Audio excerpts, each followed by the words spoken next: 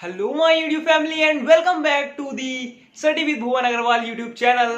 सो guys, आज की जो ये वीडियो होने वाली है वो होने वाली है केमिकल रिएक्शंस एंड इक्वेशंस का पार्ट नंबर 2।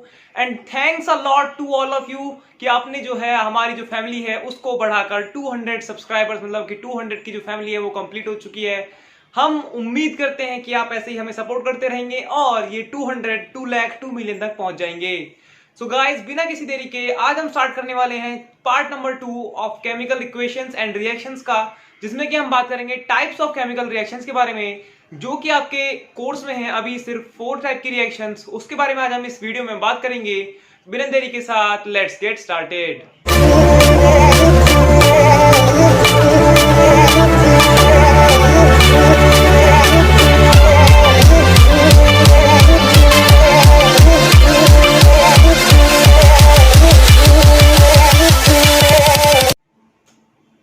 सो गाइस, बढ़ते हैं यहाँ पर अपनी इक्वेशंस की, मतलब रिएक्शंस की तरफ। तो यहाँ पर टाइप्स ऑफ जो केमिकल रिएक्शंस हैं वो है आपके सिलेबस में अभी 4।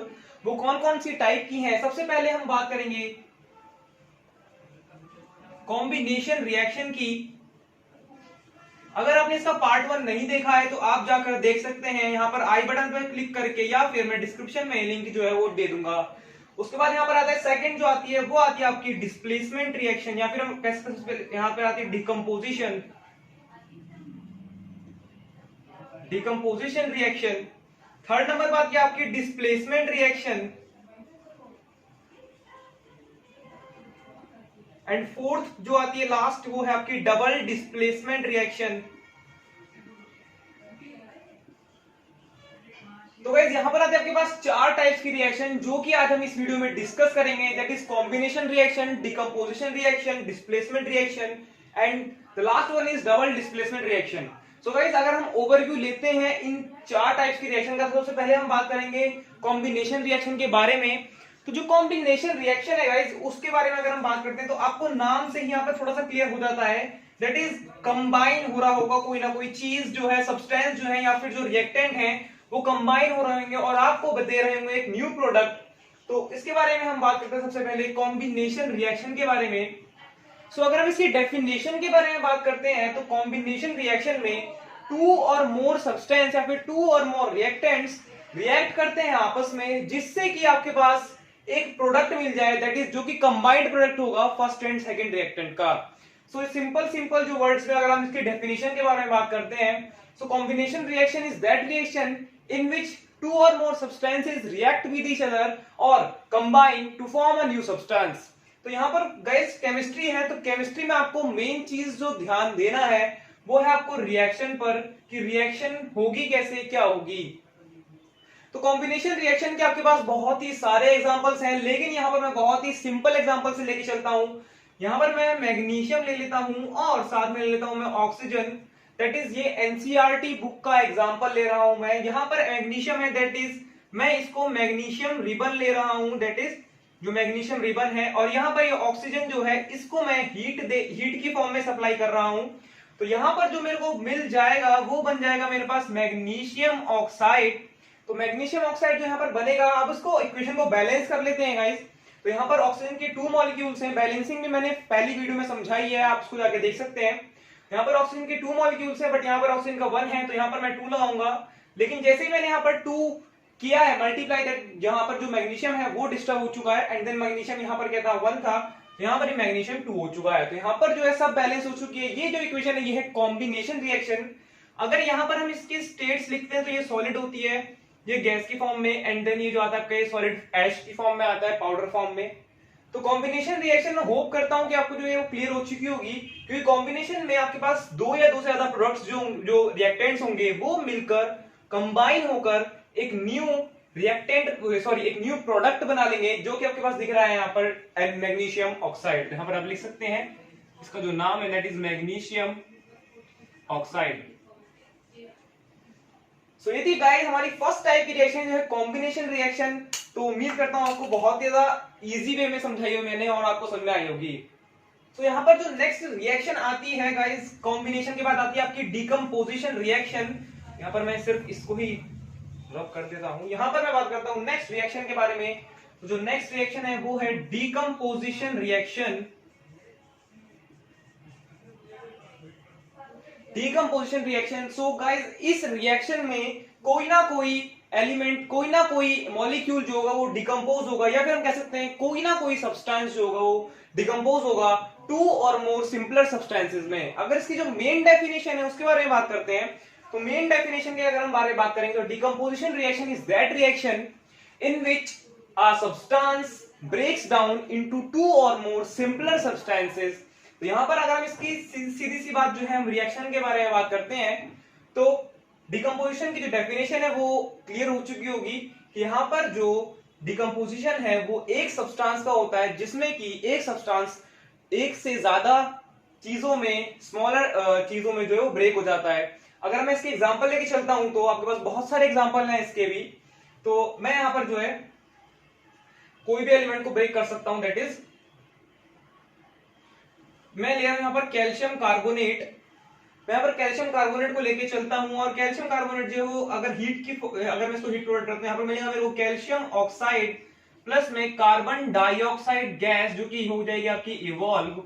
सो ये आपकी जो है वो डिकम्पोजिशन रिएक्शन है। यहाँ पर कैल्शियम कार्बोनेट जो है यहाँ पर डिकम्पोज हो रहा है किसमें, कैल्शियम ऑक्साइड में, एंड साथ में हो रहा है यहाँ पर CO2 गैस में जो कि आपकी यहाँ पर इवॉल्व हो जाती है। तो this is example of decomposition reaction की यहाँ पर जो कैल्शियम कार्बोनेट है वो डिकम्पोज हो रहा है कैल्शियम ऑक्साइड में और कार्बन डाइऑक्साइड में। तो आई होप कि जो डिकम्पोजिशन रिएक्शन है वो आपको क्लियर हो चुकी होगी। अगर हम बात करते हैं नेक्स्ट रिएक्शन के बारे में, तो जो आपके पास यहाँ पर नेक्स्ट रिएक्शन आती है वो थोड़ी सी मेन रिएक्शन है, थोड़ी इजी भी है और साथ में थोड़ी इंटरेस्टिंग रिएक्शन भी है।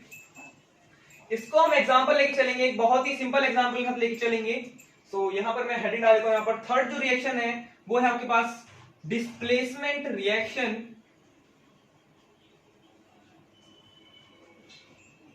डिस्प्लेसमेंट रिएक्शन की अगर हम यहां पर बात करने वाले हैं तो यहां पर साफ शब्दों में लिखा है डिस्प्लेसमेंट, दैट इज यहां पर इसकी अगर हम मेन डेफिनेशन की बात कर रहे हैं तो मेन डेफिनेशन क्या होगी, in the displacement reaction more reactive element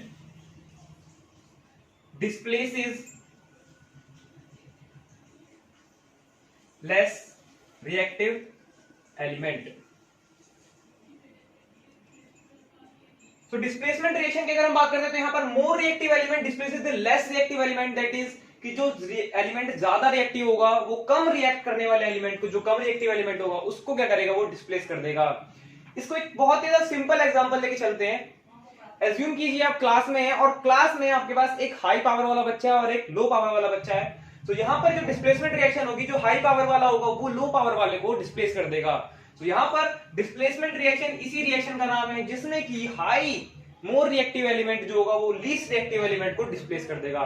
main चीज जो मैंने स्टार्टिंग में भी बोली थी वो बोला था मैंने केमिकल रिएक्शन एंड इक्वेशन को, तो इक्वेशन और रिएक्शन लिखना मोस्ट इंपॉर्टेंट है, कंपलसरी है सभी चीजों के लिए, क्योंकि ये जो है आपकी डेफिनेशन को अच्छे से डिफाइन कर देता है। तो यहां पर जो बात करते हैं हम डिस्प्लेसमेंट रिएक्शन की, डिस्प्लेसमेंट रिएक्शन में यहां मैं एग्जांपल लेके चलता हूं, आपके पास बहुत ही ज्यादा सिंपल एग्जांपल है। यहां पर मैंने लिया आयरन और यहां पर मैंने लिया कॉपर सल्फेट। तो ये जो आपका डिस्प्लेसमेंट रिएक्शन होगी, जो आयरन है वो ज्यादा रिएक्टिव है एज कंपेरिजन टू कॉपर से, तो यहां पर जो आपके पास प्रोडक्ट बनेगा वो बनेगा आयरन सल्फेट प्लस में यहां पर बन जाएगा कॉपर, अलग हो जाएगा। तो यहां पर ये डिस्प्लेसमेंट रिएक्शन का एग्जांपल जिसमें कि आप देख सकते हैं यहां पर कि जो आयरन है वो डिस्प्लेस कर रहा है कॉपर को, बना रहा है आयरन सल्फेट और साथ में यहां पर कॉपर है वो अलग हो जा रहा है। तो iron is the most reactive element, iron is the more reactive element in this reaction as compared to copper and the displacement reaction is here. So I hope जो डिस्प्लेसमेंट रिएक्शन है वो आपको क्लियर हो चुकी होगी। तो displacement reaction का भी मैंने बहुत ही सिंपल तरीके से एग्जांपल लेके और साथ में एक रिएक्शन को मैंने डिफाइन किया है। सो आई होप कि आपको ये समझ में आ गई होगी displacement reaction. So I hope कि यहां समझ में आने के बाद हम नेक्स्ट पढ़ते हैं यहां पर डबल डिस्प्लेसमेंट रिएक्शन के बारे में। तो यहां पर हम बात करते हैं डबल डिस्प्लेसमेंट रिएक्शन की। Fourth and the last reaction है ये double displacement reaction. Double displacement reaction में गाइस ये जो डबल डिस्प्लेसमेंट रिएक्शन होती है ये होती है आयंस के बीच में, ये होती है आयंस के बीच में। यहाँ पर मोस्ट इंपॉर्टेंट जो थिंग है वो है यहाँ पर आयंस जो आ जाते हैं, आयनिक कंपाउंड के जो आयंस हैं वो डिस्प्लेस होते हैं एक दूसरे के साथ। तो यहाँ पर जो है डबल डिस्प्लेसमेंट रिएक्शन होती है। अगर हम इसकी बात करते हैं बहुत ही सिंपल वे में, तो यहाँ पर आयनिक कंपाउंड्स के जो आयंस होंगे वो डिस्प्लेस करेंगे आपस में, तो ये जो रिएक्शन कहलाएगी ये कहलाएगी डबल डिस्प्लेसमेंट रिएक्शन। तो यहाँ पर केमिस्ट्री में फिर से मैं बता रहा हूँ, केमिस्ट्री में आपको रिएक्शंस लिखना मस्ट है, रिएक्शंस के बिना कुछ नहीं होगा। तो यहाँ पर डबल डिस्प्लेसमेंट रिएक्शन की मैं एग्जांपल लिखने जा रहा हूँ, रिएक्शन लिखने जा रहा हूँ। सो डबल डिस्प्लेसमेंट रिएक्शन की यहाँ पर मैं लिखता हूँ, यहाँ पर मैं यहाँ पर पोटेशियम आयोडाइड और यहाँ पर मैं ले रहा हूँ साथ में लेड नाइट्रेट PbNO3, और PbNO3 का ट्वाइस लूंगा क्योंकि यहाँ पर जो Pb की 2 होती है वैलेंसी, यहाँ पर NO3 की जो कि -1 चार्ज होता है, तो NO3 पे जो आएगा PbNO3 ट्वाइस हो जाएगा। यहाँ पर जो डबल डिस्प्लेसमेंट होगा दैट इज यहाँ पर NO3 और यहाँ पर I, ये हो जाएगा ब्रेक, तो यहाँ पर बना लेगा ये KNO3 और साथ में यहाँ पर आ चुका है PbI2, तो यहाँ पर जो है ये मेरे पास बन जाएगा क्या, डबल डिस्प्लेसमेंट रिएक्शन का एग्जांपल। व्हाई? बिकॉज यहाँ पर जो है आपके पास इसके आयंस ब्रेक हो रहे हैं, इसके आयंस ब्रेक हो रहे हैं और वो आपस में डिस्प्लेसमेंट हो रहा है, तो that is known as double displacement. Double displacement क्यों कहा गया है? डबल डिस्प्लेसमेंट इसलिए कहा गया है बिकॉज यहाँ पर 2 बार डिस्प्लेसमेंट हो रहा है। यहाँ पर देख सकते हैं आप, यहाँ पर है ये और यहाँ पर ये, तो यहाँ पर ये जो है आपके पास KI, एक तो डिस्प्लेसमेंट हो रहा है K का NO3 के साथ और फिर I का डिस्प्लेसमेंट हो रहा है PB के साथ, तो यहाँ पर ये जो रिएक्शन है ये कहलाएगी double displacement reaction. So I hope कि आपको जो समझ में आई होगी। अगर इसको बैलेंस कर लेते हैं, सो NO3 का ट्वाइस यहाँ पर आएगा, ये 2 आ जाएगा, ये क्योंकि NO3 का ट्वाइस है, यहाँ पोटेशियम आ जाएगा। तो ये रिएक्शन है ये बैलेंस हो चुकी है और यहाँ पर आई होप की जो डबल डिस्प्लेसमेंट रिएक्शन है वो क्लियर हो चुकी होगी। तो अगर हम बात करते हैं ओवरव्यू की, तो सबसे पहले जो हमने बात की थी, यहीं पे नीचे लिख देते हैं हम, तो सबसे पहले हमने बात की थी कॉम्बिनेशन रिएक्शन की। तो गाइस कॉम्बिनेशन रिएक्शन का आप कोई भी एक एग्जांपल मेरे को कमेंट सेक्शन में कमेंट करके बता सकते हैं जो कि मैंने समझाया उससे अलग, बिकॉज कॉम्बिनेशन रिएक्शन के बहुत सारे एग्जांपल्स हैं। उसके बाद बात करते हैं हम यहाँ पर डिकम्पोजिशन रिएक्शन की। डिकम्पोजिशन रिएक्शन जो आपके पास, वो भी मैंने बता दिया। कॉम्बिनेशन रिएक्शन जो है वो रिएक्शन होती है जिसमें कि 2 or more compounds, 2 or more substances react with each other to form a new compound or combine to form a new compound। तो यहाँ पर जो कॉम्बिनेशन रिएक्शन है मैंने उसका एग्जांपल दिया था आपके पास, magnesium plus oxygen gives out magnesium oxide. यहाँ पर इसको बैलेंस करता हूँ तो यहाँ आएगा ट्वाइस और यहाँ आएगा ट्वाइस। मैंने बात की डिकम्पोजिशन रिएक्शन के बारे में, तो डिकम्पोजिशन रिएक्शन के बारे में बात की मैंने, कैल्शियम कार्बोनेट को मैंने हीट किया तो यहाँ पर बन जाता है कैल्शियम ऑक्साइड प्लस में CO2 गैस जो है वो लिबरेट हो जाती है। ये हमने बात की थी सेकंड रिएक्शन की, दैट इज डिकम्पोजिशन रिएक्शन। उसके बारे में बात की थर्ड वाली जो थी वो थी डिस्प्लेसमेंट रिएक्शन। डिस्प्लेसमेंट मैंने बताया था आपको, डिस्प्लेसमेंट में the most reactive element displaces the least reactive element. तो मैंने यहाँ पर जो एग्जांपल लिया था वो रिएक्शन थी iron plus copper sulphate gives out FeSO4 iron sulphate plus में कॉपर। फिर उसके बारे में बात की हमने डबल डिस्प्लेसमेंट रिएक्शन के बारे में। तो डबल डिस्प्लेसमेंट रिएक्शन में हमने बात की कि जो आयनिक कंपाउंड्स होंगे, आयंस उनके जो होंगे वो डिस्प्लेसमेंट रिएक्शन करेंगे, डिस्प्लेस होंगे आपस में। यहाँ पर KI प्लस PbNO3 का ट्वाइस यहाँ पर ये डिस्प्लेस हो चुके हैं। सो आई होप कि जो आपको चारों की चारों रिएक्शंस हैं वो क्लियर हो चुकी होंगी। ये था हमारा केमिकल रिएक्शंस एंड इक्वेशंस का पार्ट नंबर 2। सो आगे आने वाले पार्ट्स के लिए आप इस चैनल को सब्सक्राइब कर लीजिए और इस वीडियो को लाइक कर दीजिए और साथ में शेयर कर दीजिए अपने फ्रेंड्स के साथ, अपने रिलेटिव्स के साथ, जिसको भी इसकी जरूरत हो। And take care. और साथ में अगर आपको कोई भी डाउट है या कोई भी आपको सजेशन देना है तो आप कमेंट सेक्शन में जाके दे सकते हैं। तब तक के लिए साइनिंग ऑफ।